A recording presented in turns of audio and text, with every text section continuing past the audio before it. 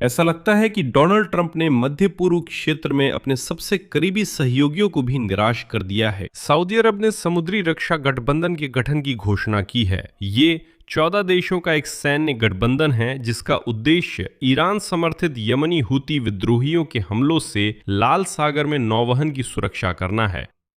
Saudi अब क्षेत्र की सुरक्षा खुद संभाल रहे हैं। ये बात खास है कि क्षेत्र के दो देश फिर भी इस तरह के सैन्य गठबंधन में शामिल नहीं हुए हैं। ये है संयुक्त अरब अमीरात और ओमान। संयुक्त राज्य अमेरिका ने अभी अपनी भागीदारी की आधिकारिक पुष्टि नहीं की है। और भी दिलचस्प बात यह है कि सऊदी अरब अपने सैन्य गठबंधन वॉशिंगटन की परवाह किए बिना बना रहा है। इसी समय लाल सागर में एक बेहद दिलचस्प घटना घटी। रूसी तेल से भरा टैंकर बाबल मंडेब जलडमरू मध्य में मुड़ गया और अफ्रीका का चक्कर लगाते हुए निकल पड़ा, जबकि ऐसा लग रहा था रूस ईरान का सहयोगी है और हौथियों को रूसी जहाजों को जाने देना चाहिए था, लेकिन ऐसा नहीं हुआ। जबकि चीनी जहाजों को वे जाने दे रहे हैं, क्यों, ये भी समझेंगे। इस एपिसोड में हम समझेंगे कि सऊदी अरब की 14 देशों की सैन्य गठबंधन के पीछे क्या कारण है। ये पूरी तस्वीर और मध्य पूर्व में समुद्री नाकेबंदी की स्थिति से कैसे जुड़ी है। मेरा नाम अलेक्सई पेचिए है। आइए मध्य पूर्व की इन पेचीदगियों को समझते हैं। शुरू करने से पहले चैनल सब्सक्राइब करें। हम 3 लाख सब्सक्राइबर की ओर बढ़ रहे हैं। आपकी हर सब्सक्रिप्शन के लिए मैं आभारी हूं। तो चलिए शुरू करते हैं सऊदी अरब के गठबंधन से। सबसे पहले बता दूं कि यह विषय काफी बड़ा है और सऊदियों ने भी इसे उसी गंभीरता और पैमाने के साथ लिया है। अल जजीरा के अनुसार 51 में से 43 आमंत्रित देशों के प्रतिनिधियों ने सैन्य गठबंधन के गठन की बैठक में हिस्सा लिया, या तो व्यक्तिगत रूप से या वीडियो कॉल के जरिए। और यहां तक कि यूरोपीय संघ का एक प्रतिनिधि मंडल भी था। यानी रियाद ने क्षेत्र में सुरक्षा के मुद्दे को बड़े स्तर पर लिया। 51 देश।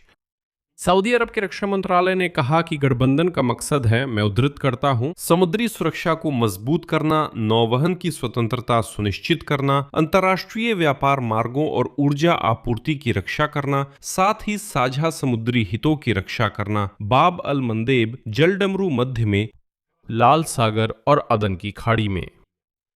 सऊदी अरब इस गठबंधन का संस्थापक और नेता है और वो अपनी भूमि पर इसकी आपूर्ति की व्यवस्था करेगा।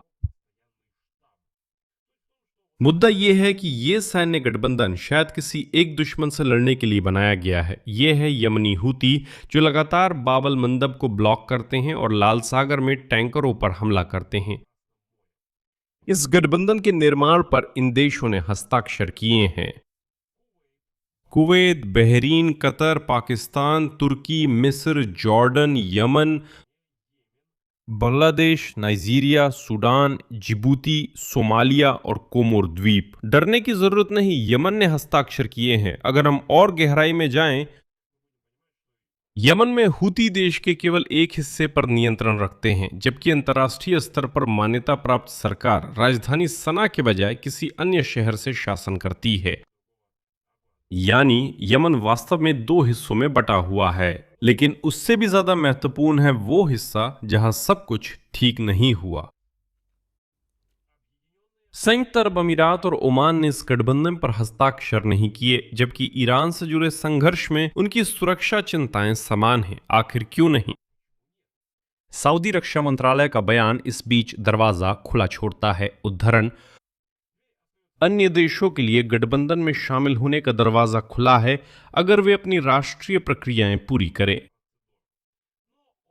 ओमान युद्ध की शुरुआत से ही अमेरिका और ईरान के बीच झूल रहा है और किसी पक्ष का चयन नहीं कर पा रहा है।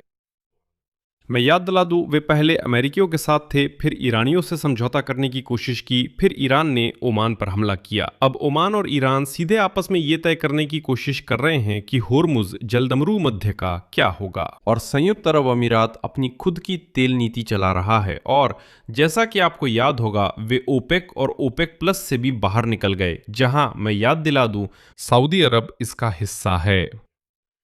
संयुक्त राज्य अमेरिका, जो रियाद का मुख्य सहयोगी है, ने अभी गठबंधन में शामिल होने की पुष्टि नहीं की, हालांकि उम्मीद है कि वे ऐसा करेंगे। आखिर ऐसी गठबंधन बनाने की जरूरत क्यों पड़ी? वजह है सऊदी अरब की समुद्री नाकाबंदी जो यमन के हूती विद्रोहियों ने 20 जुलाई को लागू की थी, जिसने तेल आपूर्ति को बाधित कर दिया, जिससे अरमुज जलडमरू मध्य बंद होने पर लाल सागर की ओर मोड़ा गया। यह भी बताया गया है कि यमनी हूती विद्रोही बाब अल मंडेब जलडमरू मध्य से गुजरने वाले जहाजों पर शुल्क लगाने की योजना बना रहे हैं, यानी वे ईरान जैसा नियंत्रण मॉडल दोहराना चाहते हैं। दिलचस्प बात यह है कि उसी दिन जब सऊदी अरब ने गठबंधन के गठन की घोषणा की, चीन के विदेश मंत्रालय के प्रवक्ता ने रॉयटर्स की उन खबरों को झूठा और पूरी तरह से बेबुनियाद बताया है जिनमें कहा गया था कि बीजिंग ईरान को 400 तक portable anti aircraft missile system भेजने का इरादा रखता है। इस मुद्दे पर चीन कई दिनों तक चुप रहा, यहां तक कि डोनाल्ड ट्रंप के इस पर टिप्पणी करने के बाद भी, जिन्होंने कहा कि अगर ऐसा होता है तो ये मेरे लिए निश्चित रूप से अप्रत्याशित होगा। मैंने शी जिनपिंग पर भरोसा किया क्योंकि उन्होंने वादा किया था कि वे ईरान की मदद नहीं करेंगे। लेकिन एक सैन्य गठबंधन उभरता है और बीजिंग में शायद समझने लगे हैं कि हवा किस तरफ बह रही है, और इसलिए वे कह रहे हैं नहीं, ये सब झूठ है। इसी समय इराक के प्रधानमंत्री के प्रतिनिधि ने सरकारी मीडिया को बताया कि सऊदी अरब पर हमलों के लिए इराकी क्षेत्र के इस्तेमाल का कोई सबूत नहीं है। हालांकि खुद सऊदी रक्षा मंत्रालय ने कहा था कि पिछले हफ्ते क्रिटिकल इंफ्रास्ट्रक्चर और रियाद पर ड्रोन हमले खास तौर पर इराक की जमीन से किए गए थे। कुल मिलाकर अगर हम स्थिति को देखें तो मध्य पूर्व क्षेत्र में कुछ बड़ा होने वाला है जो हालात को पूरी तरह बदल सकता है। क्यों? असल में हाल ही में लाल सागर के इलाके में कुछ अजीब हुआ, यानी सऊदी अरब अपनी खुद की गठबंधन बना रहा है। यह स्पष्ट है कि वे हूती विद्रोहियों का विरोध करेंगे, यानी उनकी गतिविधियों का विरोध करेंगे। और इसी समय पनामा के झंडे वाले सुएज मैक्स क्लास के एक टैंकर जो रूसी नैफ्था ले जा रहा था, वो बाब अल मंदेब जलडमरू मध्य से नहीं जा सका और अफ्रीका का चक्कर लगाकर रास्ता बदल लिया। सी आइकन टैंकर, जिसे 1 जुलाई को रूसी बंदरगाह उस्तलुगा में लोड किया गया था, एशिया की ओर रवाना हुआ, जिसमें कम से कम 1 लाख टन नेफ्था था। हूती विद्रोहियों ने सऊदी अरब की समुद्री नाकाबंदी घोषित की। बाब अल मंदेब जलडमरू मध्य से जहाजों की आवाजाही में काफी कमी आई है, लेकिन चीनी जहाजों या चीनी माल वाले जहाजों को हूती आसानी से जाने देते हैं। यहां तक कि उन्होंने बाकायदा एक अस्थायी दस्तावेज भी जारी किया है जिसमें कहा गया है कि चीनी जहाजों को हम बिना किसी समस्या के जाने देते हैं, लेकिन रूसी माल वाले जहाज को किसी वजह से वापस भेज दिया गया, जबकि रूस तो ईरान का सहयोगी माना जाता है। ईरान हूतियों का समर्थन करता है, लेकिन यही बात समझ नहीं आती। अब कई जहाज रास्ता बदल रहे हैं। ब्लूमबर्ग के अनुसार 6 सऊदी तेल टैंकरों ने बाब अल मंडेब जलडमरू मध्य से गुजरने से इनकार कर दिया और अफ्रीका के रास्ते से जाने लगे। रास्ता कम से कम 2 हफ्ते लंबा हो गया है।